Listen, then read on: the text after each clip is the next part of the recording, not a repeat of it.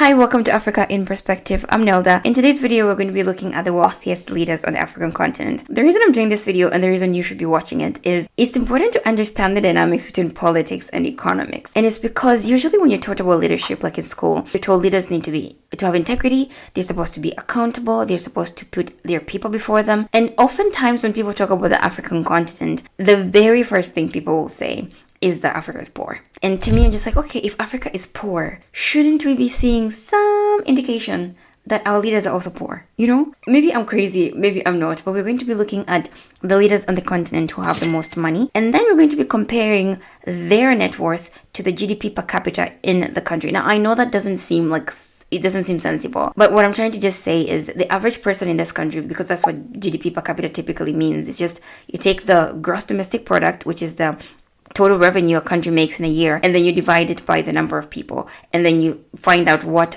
roughly everybody in the country has. So right off the bat, we're going to start with the king of Morocco. Now, Morocco is a kingdom, and their leader is called King Mohammed VI. Now, he has been in power before I was born, and little did he know that 26 years later, there would be a girl on YouTube talking about his wealth. Anyways, he has a net worth of roughly 5 to 6 billion, and this is according to Forbes from 2023, so which is why it's a big estimate, big gap. And he's supposed to be paid officially on paper. The official salary, according to Business Insider Africa, is $488 and $604. I need to get tested for dyslexia because that number did not sound normal. Anyways, he's the heir to the Alawite dynasty, and he was educated in law, in political science, and he actually has a PhD in law, which means he knows what he's doing when it comes to governing a country, which is not really shocking because Morocco has been doing very well. Now, Morocco, it has been doing very well. It has a GDP per capita of 4,684, and the population is roughly 37 million, according to the World Bank. That, to me, sounds really, really good compared to some other countries on this list that we're going to look at. Compared to Tanzania, I'm Tanzanian. I will always throw Tanzania under the bus to make a point. I mean, I love my country, not all the time, but in this case, I'm throwing Tanzania under the bus. So Morocco is doing pretty well for itself. Now, there is this factor called the Gini coefficient. I learned it because I have a bachelor's degree in psychology and I did statistics as well. We learned about the Gini coefficient because it's a very good measure to capture inequality in a country. It is measured between 0 and 1. 0 means everybody's equal. We all have the same amount of money. 1 means all the money is in the hands of one person. So when you look at countries that are closer to 0, it means those countries are closer to equality, and countries that are closer to 1 are countries that are more unequal. Morocco's Gini coefficient is roughly 0.39, which means there is moderate inequality. People are not so equal, but they're also not highly unequal, like some countries that we're going to be looking at. I saved the best for the last, guys. You better watch till the end. Now, Morocco is doing fairly well, like I said, so I'm not too worried about their king having this much money, but still 5 to 6 billion compared to the everyday person having around $5,000. I'm not going to tell you guys what to think. I'll leave you guys to make the conclusions for yourselves. The next person on the list is obviously the one and only, the great, the grand Tinubu. Guys, I wasn't shocked. I wasn't shocked that Tinubu was number 2. So Tinubu is the president of Nigeria, the Republic of Nigeria, and he has been in power for only 2 years or so, since 2023. Now, the thing about Tinubu's net worth is I found so many numbers, I didn't even know which one to pick. Now, I just put it here on my notes as 4 billion to 50 billion because I thought his wealth was around 4 billion to 8 billion. Actually, that was according to, there's a channel called Vocal Media. But then I went on Reddit and people were talking about Dangote compared to Tinubu, and there was a lot of people actually who were saying there are chances that Tinubu has more money than Dangote. Now, I think Dangote is the richest man in Africa, but you guys know I always stick to the data and I don't have the specific net worth, but I know it's more than 4 billion, less than 50 billion. So his official salary though on paper as of 2023, that's the latest I could find, was 150,000 annually. But the reason he has that much money, it's not just to do with political power. He was actually a business executive at Mobil Oil in Nigeria. He was a senator. He was a governor of Lagos State. So there is some politics in there. And then there's also a few other things that I don't want to talk about yet. Nigerians, if you're bold enough, say it in the comment section. I'm not going to get into it. But he has amassed a lot of wealth. And compared to the average Nigerian has around 2,160. Now, if Nigerians are very sharp in my comment section, I see you guys.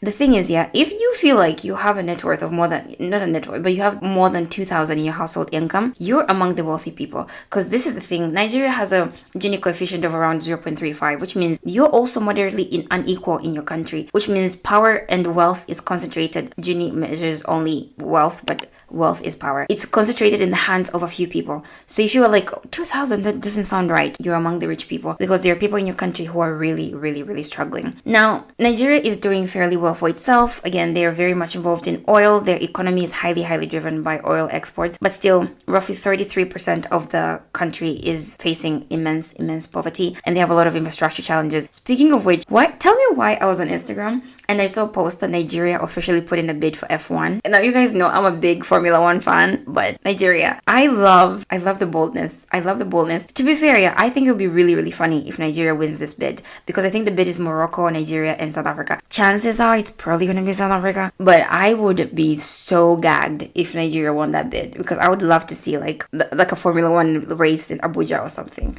I think that would be really, really funny. Anyways, number 3 is Teodoro Obiang Nguema Mbasongo. This is the president of the one and only the Equatorial Guinea, which I have been talking about. Every single video I mentioned the Equatorial Guinea, which is a lot of videos, by the way. I always say, you guys need to change your name.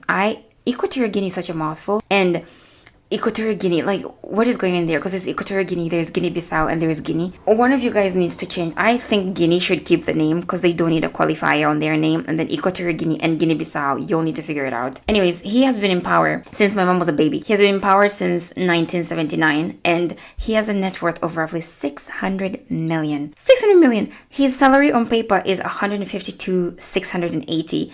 And the everyday person in Equatorial Guinea, okay, now their GDP per capita is actually pretty reasonable. It's around 6,900 to 7,000, which is very high compared to the average African country. Now, granted, his population is only 1.7 million. That is lesser than my own hometown. My hometown, I come from Dodoma in Tanzania. There is roughly 3 million people in there.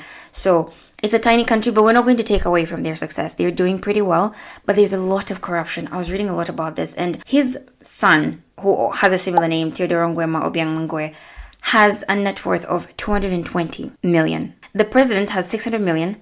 The son has 220 million. The GDP per capita in the country is around 7,000. That's the average that every person has as household income. Again, I'm not telling you guys what to think. I'll leave you guys to make your own conclusions. Number 4, very excited about number 4. Very excited in terms of voice. It's Paul Kagame. He's been in power again since I was a little baby. I wasn't even 1 year old. Since 2000, April of 2000, and he's still in power. He has a net worth of around $500 million, according to Forbes 2023, and his official salary, again on paper, an estimation around 85,000. Now, Kagame, I have, like, my relationship with Kagame, because, of course, we all know we're besties, me and Kagame, I think. He has played a very key role in Rwanda's economy, so I see the good he has done, but then there's also the fact that he has been in power since I was literally a child, and he was, before he became president, he was the vice president and defense minister between 1994 and 2000. And if you guys don't know, Rwanda had a terrible genocide.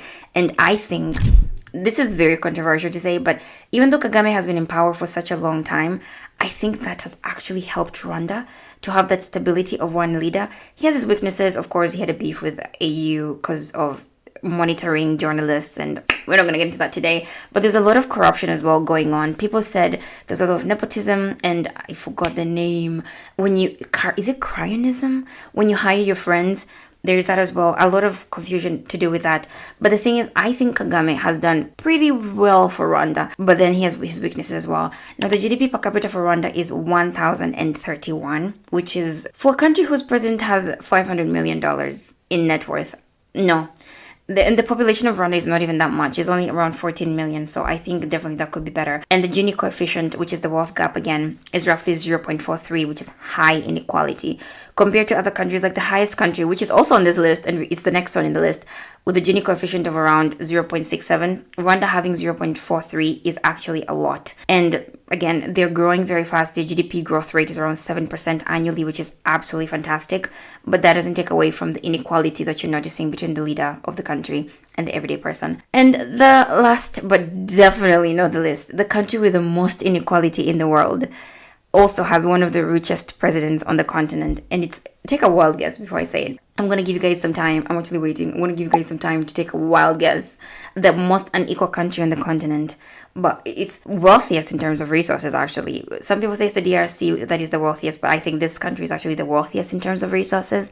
I did a video recently talking about the wealth that Africa has in terms of resources, and this country was in every single thing. This country also has some amazing things, guys. We're not going to get into it today, But it's obviously South Africa. It was always going to be South Africa. South Africa was never going to miss on this list. Every time we talk about Africa, South Africa has to be mentioned. And again, you need to change your name.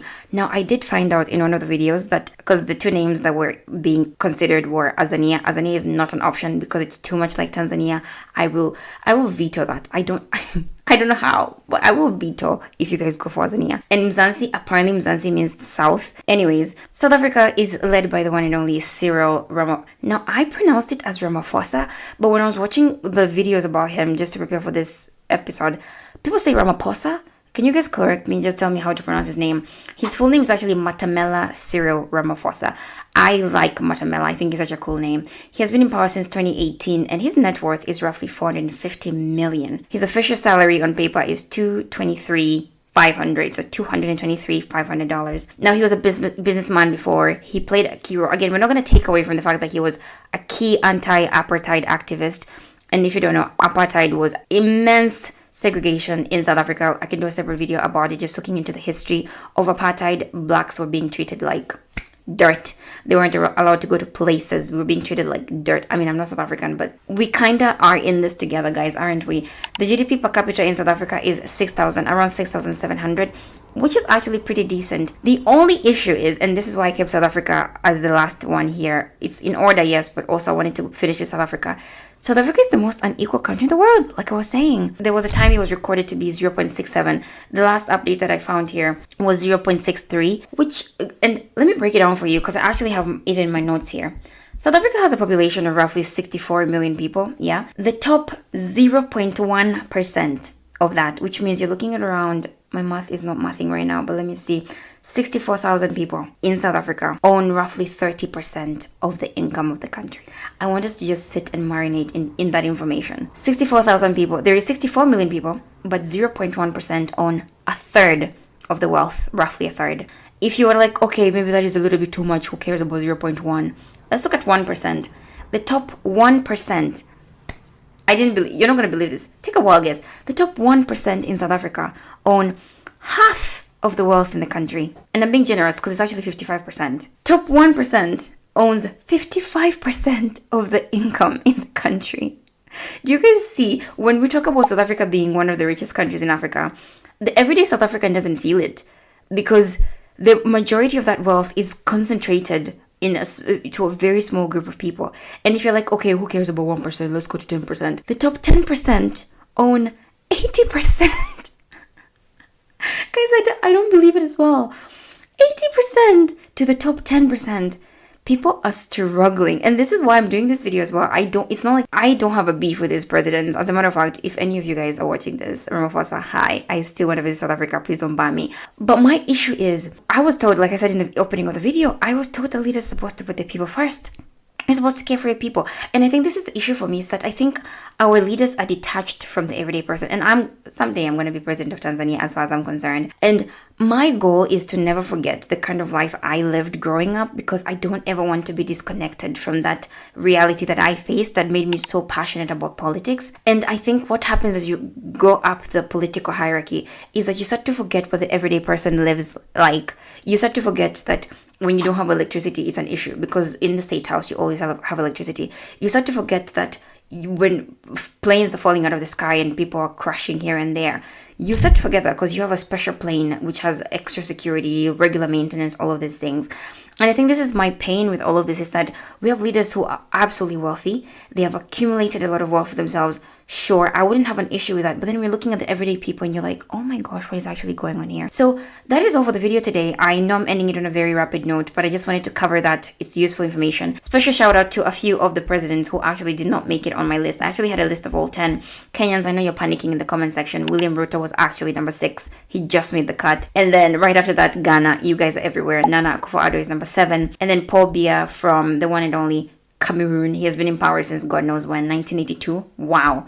Paul Biya, if you're watching this, my friend, I think it's time to retire. And then Abdel Fattah el-Sisi from Egypt. He has been in power since 2014. A lot has been going on in Egypt, by the way. I'll make a separate video about it. And lastly, Isaias Afwerki from Eritrea.